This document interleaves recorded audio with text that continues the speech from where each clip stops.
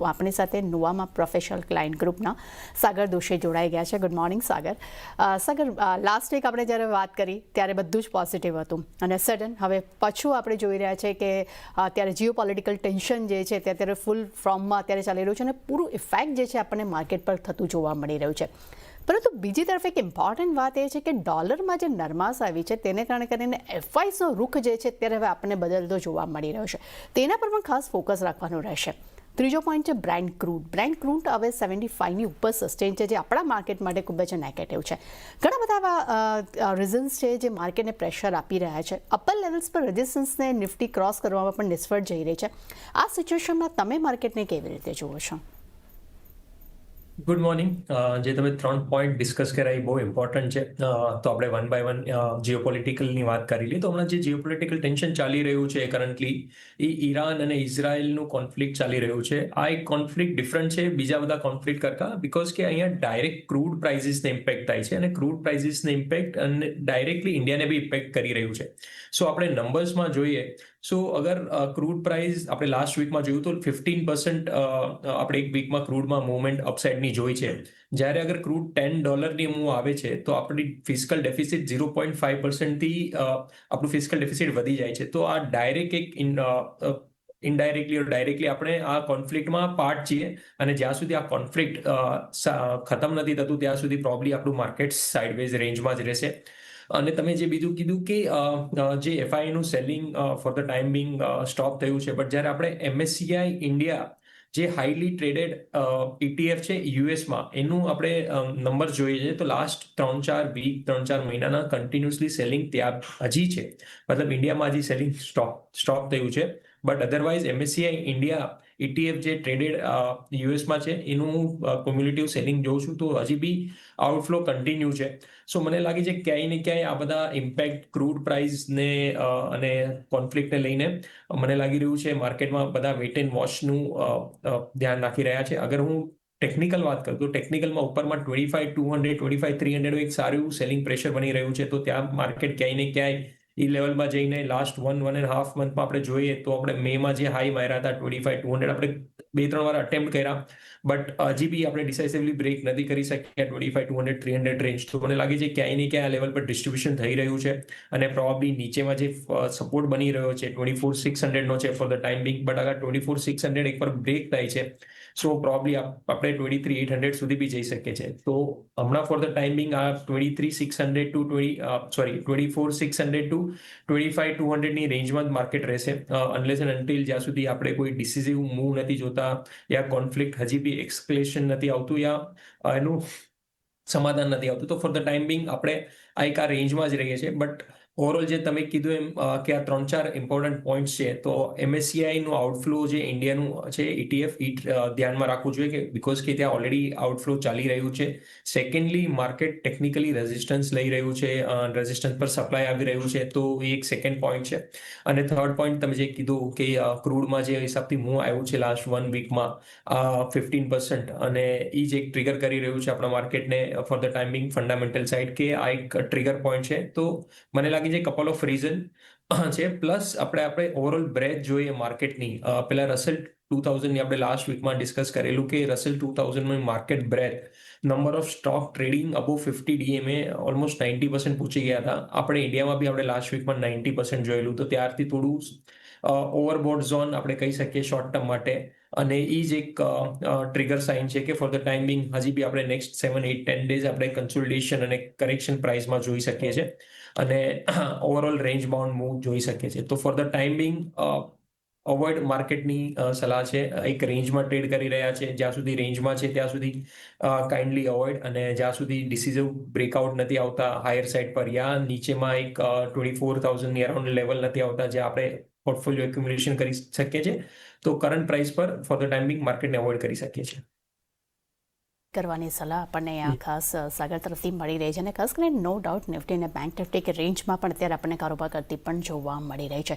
સાગર, જેવી રીતે તમે વાત કરી, પરંતુ આજે ખાસ ફોકસ રહ્યું છે જે BSE નો ડાઉટ ગઈકાલે આપણે જોયું કે સેબી તરફથી જે મોટો નિર્ણય લેવાયો છે અને એનએસીમાં હવે જે એક્સપાયરી વીકલી એક્સપાયરી જે છે તે મંગળવાર થશે અને બીએસસીની ગુરુવાર થશે.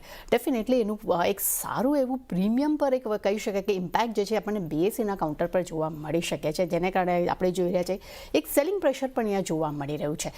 બીએસસીનું કાઉન્ટરમાં અત્યારે આ સિચ્યુએશનમાં રોકાણકારોએ શું કરવું જોઈએ અહીંયા? સો જેના પાસે કરન્ટલી હોલ્ડ છે એ લોકો અરાઉન્ડ 2800ના લેવલ પર એકવાર પ્રોફિટ બુકિંગ જોઈ શકે છે. અને જેના પાસે પોઝિશન નથી, આપણે લાસ્ટ માર્ચથી કન્ટિન્યુઅસ એક યુફોરિક મૂવ જોયો છે, જે ઓલમોસ્ટ પ્રાઇસમાં આપણે ડબલ કરતાં બી સારો એવો મૂવ જોયો છે. હવે જે પ્રાઇસ પેટર્ન બની રહી છે ટેકનિકલી એક ડિસ્ટ્રીબ્યુશન પેટર્ન બની રહી છે. મને લાગે છે four the time Bing next 1.5 months માટે આ એક કન્સોલિડેશન પેટર્નમાં જઈ શકે છે. અને નીચેમાં જે લેવલ જોવા મળી શકે છે 2350 સુધીના લેવલ આપણે જોવા મળી શકે છે. સો આઈડિયલી જેના પાસે હોલ્ડ છે એ 2750 2800ના બાઉન્સ આવે છે ત્યાં એકવાર પ્રોફિટ બુક કરી શકે છે અને 2350 સુધીના લેવલ ડાઉન સાઈડમાં આવે છે ત્યાં એક્યુમ્યુલેશન કરી શકે છે. ખાસ કરીને 2750ની આસપાસ જો કાઉન્ટર આવે છે તો પ્રોફિટ બુકની સલાહ આપણને જોવા મળી રહી છે. અને અગર જો તમારે ખરીદી કરવી છે તો તમને 2350 સુધીના નીચે લેવલ્સ જોવા મળી શકે છે, ત્યાં ખરીદારી કરવાની સલાહ અહીંયા હાલમાં આપણને સાગર પાસેથી મળી રહી છે.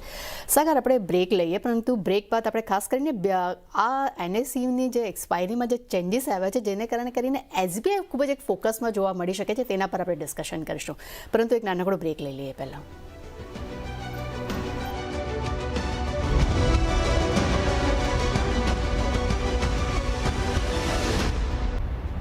બ્રેક બાદ ફરી આપનું સ્વાગત છે. સાગર દોશી આપણી સાથે જોડાયેલા છે. સાગર, જેવી રીતે આપણે વાત કરી એનએસીના એક્સચેન્જ, એનએસીને લઈને, એક્સપાયરીને લઈને, ખાસ કરીને એમાં એસબીઆઈનું કાઉન્ટર ફોકસમાં રહેશે. રીઝન ઓફ કે આપણે જાણીએ છીએ કે એસબીઆઈ પાસે એનએસીનો એક બિગેસ્ટ એવો શેર હોલ્ડર પણ કહેવાય છે. લગભગ તેમનો પોતાનો પર્સનલી 3.23% એમનો તેઓ હિસ્સો ધરાવે છે. અને એસબીઆઈ કાર્ડ જે છે તે એસબીઆઈ કેપિટલ જે છે તે 4.33% હિસ્સો ધરાવે છે. ડેફિનેટલી આ કાઉન્ટર એસબીઆઈ માટે એક કહી શકાય કે પોઝિટિવ વ્યૂ આપી શકે છે. એસબીઆઈને તમે કેવી રીતે જોશો? આમ પણ ટેકનિકલી એસબીઆઈને મારે તમારી પાસેથી એનો વ્યૂ જાણવો જ હતો, કારણ કે અપટ્રેન્ડથી આપણે જોઈએ છે કે 820ના લેવલ્સ એક સારું સેલિંગ પ્રેશર પણ જોવા મળ્યું છે હાલ અહીંયા. તો તમે કેવી રીતે જોશો? બંને જ રીઝન સર. તો જે હિસાબથી પ્રાઇસ સ્ટ્રક્ચર છે એસબીઆઈનું ઓવરઓલ, જે તમે કીધું એમ 820થી કપલ ઓફ ટાઈમ ત્યાંથી આપણે સેલિંગ પ્રેશર જોયું છે. કરન્ટલી એક રાઇઝિંગ ટ્રેન્ડ લાઇનનું બ્રેકડાઉન આવ્યું છે. તો ફોર ધ ટાઈમ બિંગ જ્યાં સુધી આ લેવલ 810 815 ક્રોસ નથી કરતું ત્યાં સુધી આપણે એક સારું એવું સેલિંગમાં જ જોવા મળશે. અને પોઝિટિવ ન્યૂઝની સામે અગર બોટમમાં 770ના લેવલ આવે છે તો એક બાર્ગેન બાય મને લાગી રહ્યું છે. તો એક રેન્જ બાઉન્ડ મૂવ બની રહ્યું છે 770 ટુ 810. સો 770 પર બી બાય કરી શકીએ છીએ અને 810નું બ્રેકઆઉટ પછી બી એકવાર આપણે લોંગ કરી શકીએ છીએ. So for the time being in between આ રેન્જમાં મને લાગે છે કન્સોલિડેશન થઈ રહ્યું છે, એક્યુમ્યુલેશન થઈ રહ્યું છે. But better to be safe 810ના લેવલની ઉપર જ બ્રેકઆઉટની ઉપર જ બાય કરવું જોઈએ. તો 810ની ઉપર જો અગર નીકળે છે તો ત્યાં બાય કરવાની સલાહ પણ એસબીઆઈ માટે મળી રહી છે. અને અગર જો નીચેના ફ્રન્ટની અગર જો વાત કરશું તો 770 સુધીનું લેવલ્સ આવે ત્યાં પણ તમે ખરીદી કરી શકો છો. સાગર, આજે ખાસ ફોકસ કરી હિન્દુસ્તાન ઝિંક પર. મિડ કેપનો ટોપ લૂઝર બની ગયો છે, મોટી બ્લોક ડીલ થઈ છે. ખાસ કરીને ડેફિનેટલી વેદાંતા જે છે તે અહીંયા પોતાનો હિસ્સો જે છે તેમને વેચ્યો છે, તેને કારણે કરીને એક પ્રેશર આવ્યું છે. બીજી તરફ વેદાંતાનું કાઉન્ટર પણ ફોકસમાં છે. રીઝન ઓફ કે આજે બોર્ડ બેઠક છે જેમાં તેઓ વચગાળાના ડિવિડન્ડની પણ તેઓ ડિક્લેરેશન તેઓ કરશે. બંને જ કાઉન્ટર્સ પર તમારું શું ફોકસ બની રહ્યું છે? કારણ કે એક બાજુ એમ કહી શકાય પોઝિટિવ સમાચાર એમના માટે કહી શકાય છે સિલ્વરના પ્રાઇઝીસમાં આપણે જોઈ રહ્યા છે કે નવા રેકોર્ડ હાઈ બની રહ્યા છે. એ પણ ક્યાંક ને ક્યાંક હિન્દુસ્તાન ઝિંક વેદાંતા કાઉન્ટર માટે એક પોઝિટિવ વ્યૂ હોય છે. તમે આ બધી સિચ્યુએશન વચ્ચે આ બંને કાઉન્ટરને ટેકનિકલી કેવી રીતે જોશો? તો ઓવરઓલ અગર કોમોડિટી ટ્રેન્ડની વાત કરી લઈએ તો જ્યાં સુધી કોમોડિટીનો ટ્રેન્ડ છે એ એક સારું એવું બુલિશ મોમેન્ટમમાં બની રહ્યું છે. જ્યાં કોમોડિટી અંડરલાઇંગ પ્રાઇસ જે તમે સિલ્વર કીધું, કોપર કીધું, સિલ્વરમાં ઓબ્વિયસલી એક સારું એવું રનઅપ જોવા મળ્યું છે અને કન્ટિન્યુ લાગી રહ્યું છે કે કપલ ઓફ વીક માટે હજી બી કન્ટિન્યુ થઈ શકે અને આપણે સિલ્વર હજી બી નવા હાઈ પર જોઈ શકીએ. તો ઓબ્વિયસલી અંડરલાઇંગમાં એક સારું એવું બેનિફિટ છે. બટ આજે જે પ્રાઇસનું કરેક્શન આવ્યું છે, જે આજે 6% ડાઉન છે હિન્ઝિંક, ઇટ્સ બેઝડ ઓન કે વેદાંતામાં એમાં બ્લોક ડીલમાં સેલર હતા. સો મને લાગી રહ્યું છે જે આજનું રીટેસ્ટ છે નીચેમાં લેવલ બન્યા છે 450 અને 445ના આ જે રેન્જ છે, જે પ્રીવિયસ બ્રેકઆઉટ રીટેસ્ટ છે ટેકનિકલી વાત કરું તો આ એક સારું એવું એક્યુમ્યુલેશન ઝોન છે. મને લાગે છે અહીંથી પાછું પ્રાઇસ ઉપરમાં 510 ના આપણે ઇઝીલી જોવા મળી શકે છે. તો આ એક એક્યુમ્યુલેશન ઝોનમાં બાય કરી અને ઉપરમાં 510 સુધી એક ટ્રેડિંગ બેટ લઈ શકીએ છીએ. અને ઓવરઓલ અગર ટ્રેન્ડની વાત કરું તો મને લાગે છે કે આ પોઝિશનલી ઓવરઓલ કોમોડિટીઝમાં જ એક બુલ માર્કેટ છે અને ઉપરમાં આપણે 600 સુધીના બી જોઈ શકીએ છીએ overall within 6 to 8 months. So short term માટે 510 સુધીના લેવલ જોવા મળી શકે છે. જે સ્ટોપ લોસ રાખવાનો છે એક્યુમ્યુલેશનમાં 445 થી 450 ની રેન્જમાં એક એક્યુમ્યુલેશન કરી અને 440 નો ક્લોઝિંગ સ્ટોપ લોસ હિન્સિંગમાં રાખવાનો છે અને ઉપરમાં આપણે ઇમિડિયેટલી 510 બટ ઓવરઓલ જે ટ્રેન્ડ બની રહ્યો છે એમાં 600 ની ઉપરના લેવલ બી જોઈ શકીએ છીએ. સેકન્ડ, તમે વેદાંતા ડિસ્કસ કર્યું તો વેદાંતામાં બી જેમ ઓબ્વિયસલી એક અંડરલાઇંગમાં બધા મેટલમાં જે તેજી આવી રહી છે વેદાંતામાં બી જોવા મળી શકે છે. બટ વેદાંતામાં મલ્ટિપલ રેઝિસ્ટન્સ બની રહ્યા છે નિયરલી 465 ના લેવલની અરાઉન્ડ. સો કરન્ટલી 456 ના લેવલ પર ટ્રેડ કરી રહ્યું છે. અગર 465 નું ડિસાઇઝિવલી બ્રેક આવે છે હાયર સાઇડ પર, આઈડિયલી કન્સોલિડેશન રેન્જ અને નીચેમાં ઓલ ટાઈમ જેનું મલ્ટીયર બ્રેકઆઉટ હતું એનું રિટેસ્ટ થઈ ચૂક્યું છે. હવે ફર્ધર બાઇંગ અને ફર્ધર એક્સેલેટર મને લાગે છે 465 ના ક્લોઝિંગ પર આવી શકે છે અને સારું એવું મૂવ આવી શકે છે જે માર્કેટને ઓલમોસ્ટ 520-540 સુધીના લેવલ સુધી લઈ જઈ શકે છે. સો 465 ના ક્લોઝિંગ પર વેદાંતા ડેફિનેટલી એક સારું એવું બુલિશ મોમેન્ટમ પકડશે. તો 465 ની ઉપર બાય કરી 450 નો એક ટાઇટ સ્ટોપ લોસ રાખીને મિનિમમ ટાર્ગેટ જે બની રહ્યા છે એ 520-530 સુધીના બની રહ્યા છે.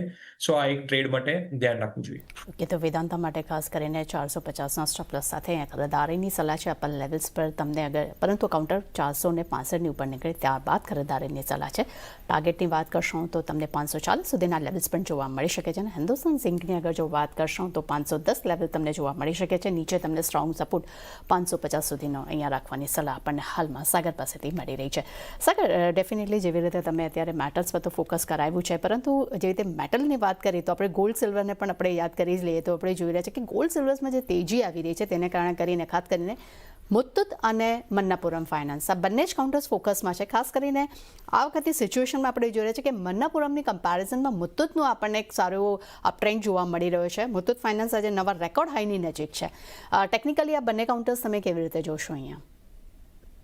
તો ફર્સ્ટ ગોલ્ડ અને સિલ્વરમાં આપણે જે યુફોરિક મૂવ જોયું છે મને લાગે છે સિલ્વરમાં હજી બી કન્ટિન્યુ રહી શકે છે. ગોલ્ડમાં ફર્ધર ટાઈમિંગ જે હિસાબથી ડિસ્ટ્રીબ્યુશન પેટર્ન બની રહી છે તો મને લાગે છે ગોલ્ડ ક્યાંય ને ક્યાંય એક ટોપિશ સાઇન બનાવી રહ્યું છે અને કન્સોલિડેશન પેટર્નમાં જઈ શકે છે કરંટ પ્રાઇસથી.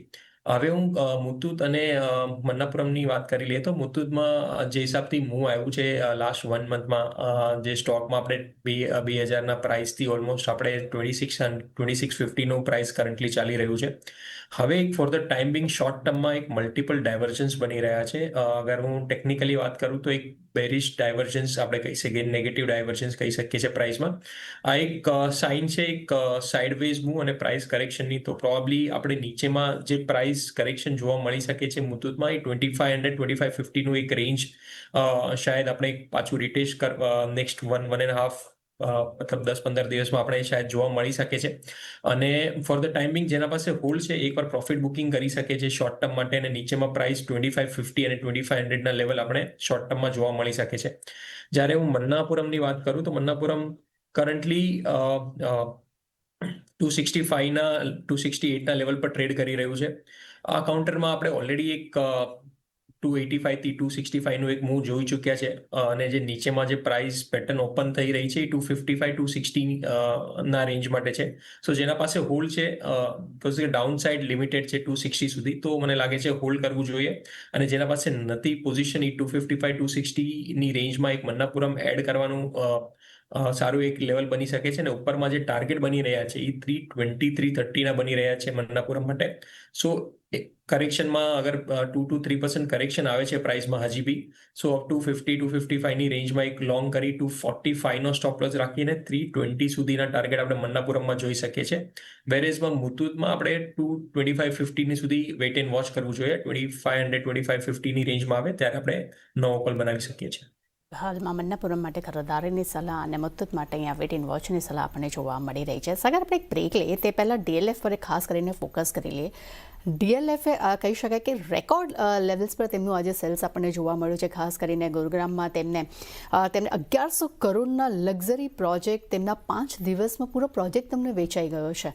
કાઉન્ટરમાં આજે આપણે જોયું કે ઉપલા સારું આપણને ખરીદારી જોવા મળી. ત્યારબાદ અત્યારે આપણે પ્રેશર પણ જોઈ રહ્યા છે, પરંતુ ટેકનિકલી આ કાઉન્ટર તમને કેવું લાગી રહ્યું છે અહીંયા?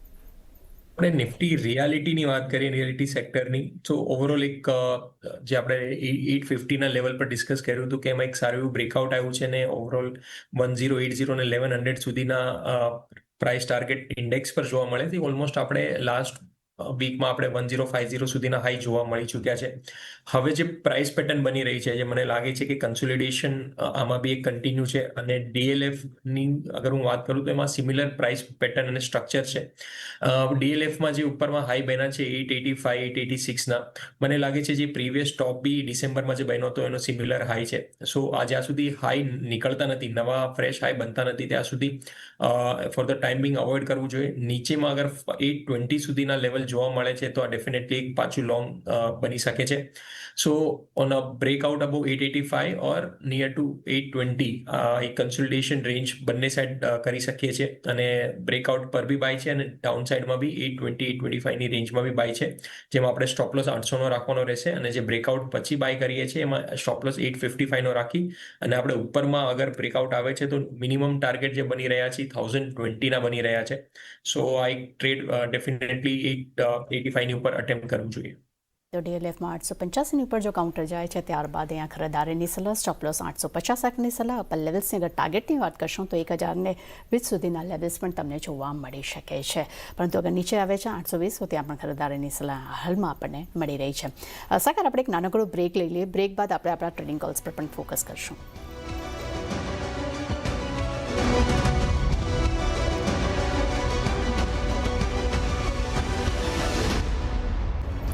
બ્રેક બાદ ફરી આપનું સ્વાગત છે. સાગર દોશી આપણી સાથે જોડાયેલા છે. સાગર, આપના તરફથી આજે જાણીશું કયો ટ્રેડિંગ કોલ છે આજે?